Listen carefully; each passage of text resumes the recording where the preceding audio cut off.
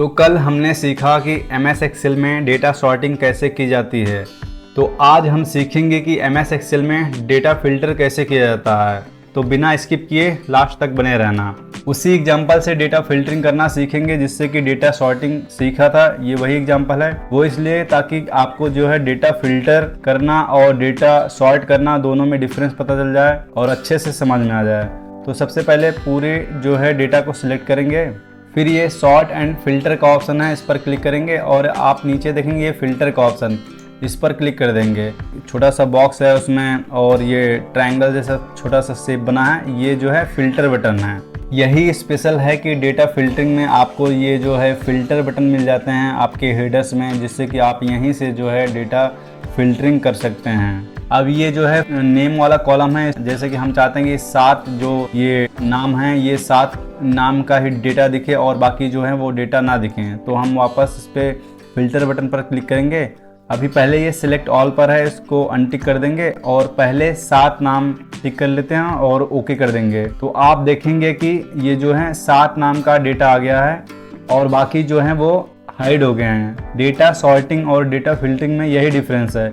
Data sorting में अगर आप कोई भी जो डेटा सॉर्ट करते हैं वो ऊपर आ जाता है, बाकी जो है वो नीचे चले जाते हैं। वो एक तरीके से अरेंज हो जाता है, जैसे आप उसको जिस क्रम में अरेंज करना चाहते हैं वो उस क्रम में जो होता है वो व्यवस्थित हो जाता है। जबकि डेटा फिल्टर में क्या होता है कि आप जितना डाटा जो शो करना चाहते हैं उतना ही डेटा जो है वो आपको शो होता है, बाकी जो डेटा होता है वो हाइड हो जाता है।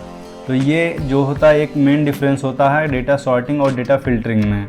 अब जैसे कि हमें इस पूरी लिस्ट में एक पर्टिकुलर नाम या एक पर्टिकुलर पर्सन का जो है डेटा देखना है, तो उसके लिए हम क्या करेंगे, फिल्टर बटन पर जाएंगे और ये पहले जो सब सिलेक्ट हैं इसको अनटिक कर देंगे। अब जो है हम जैसे कि इस पूरी लिस्ट में गौरव है एक जगह और हम चाहते हैं कि सिर्फ गौरव को डेटा जो है वो हमें दिखे, बाकी जो है डेटा वो हमें ना दिखे। तो इसके लिए हम जो है यहाँ सर्च बॉक्स में जो है गौरव नेम टाइप कर देंगे और ओके कर देंगे। तो आप देखेंगे कि जो है गौरव का डेटा जो है फिल्टर हुआ है, बाकी जो डेटा है वो हाइड हो गए हैं। तो इस प्रकार से आप बाय नेम या एक पर्टिकुलर डाटा को जो है वो फिल्टर आउट कर सकते हैं। तो अब हम देखते हैं कि कलर फिल्टर कैसे करते हैं, बाय सेल कलर। तो इसके लिए हम जो है फिल्टर आइकॉन पर क्लिक करेंगे। यहाँ आप देखेंगे फिल्टर बाय कलर दिया है।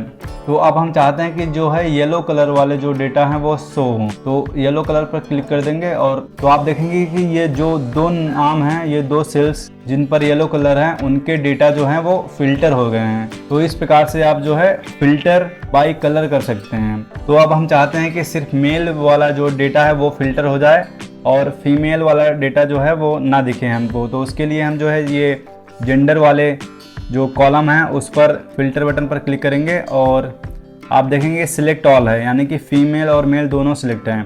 तो अब हमको चाहिए कि सिर्फ मेल वाला जो डेटा है वो फिल्टर हो। तो पहले तो सिलेक्ट ऑल जो है वो उसको अनटिक कर देंगे और मेल वाले पर क्लिक कर देंगे, यानी कि अब हमें जो है सिर्फ मेल का डेटा दिखेगा और फीमेल का डेटा नहीं दिखेगा।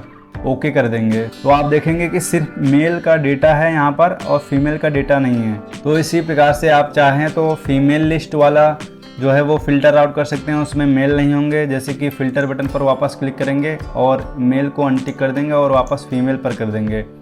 तो आप देखेंगे सिर्फ फीमेल का डेटा है और इसमें मेल का डेटा नहीं है।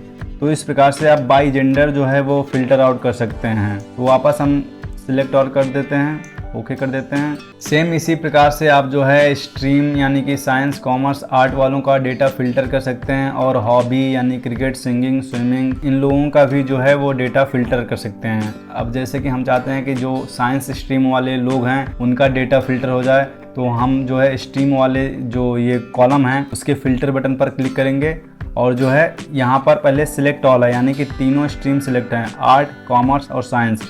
अब पहले तो इसको अनटिक कर देंगे और हम चाहते हैं कि आप जिसका चाहते हैं, चाहे ये आर्ट चाहे चाहे कॉमर्स या साइंस, जिस स्ट्रीम पर सिलेक्ट करेंगे उनका डेटा जो है वो फिल्टर आउट होगा। अब जैसे कि हम चाहते हैं कि साइंस वालों का डेटा जो है फिल्टर हो जाए, तो हम साइंस पर टिक करेंगे और ओके कर देंगे।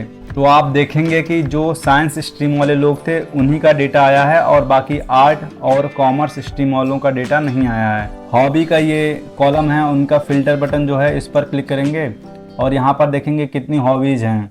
क्रिकेट है, फुटबॉल है, पेंटिंग है, रीडिंग है, सिंगिंग है, स्विमिंग है, ट्रैवलिंग है। तो अभी तो सिलेक्ट ऑल है, यानी कि सभी सिलेक्ट हैं, सभी हॉबीज़ वाले। तो पहले तो इसको अनटिक कर देंगे।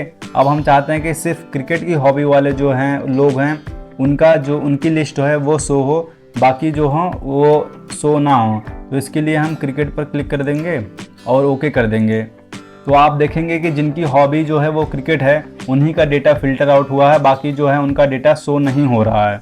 सो आई होप MS एक्सेल में डेटा फिल्टर कैसे किया जाता है आपको अच्छे से समझ में आ गया होगा। अगर वीडियो इन्फॉर्मेटिव लगी हो तो लाइक, शेयर एंड सब्सक्राइब जरूर करें। MS एक्सेल से रिलेटेड और भी वीडियोज देखने के लिए आप MS एक्सेल कोर्स की प्लेलिस्ट को चेकआउट कर सकते हैं। ऐसी ही इन्फॉर्मेटिव वीडियोज आगे आती रहेंगी तो सब्सक्राइब जरूर करें। Thanks for watching the video.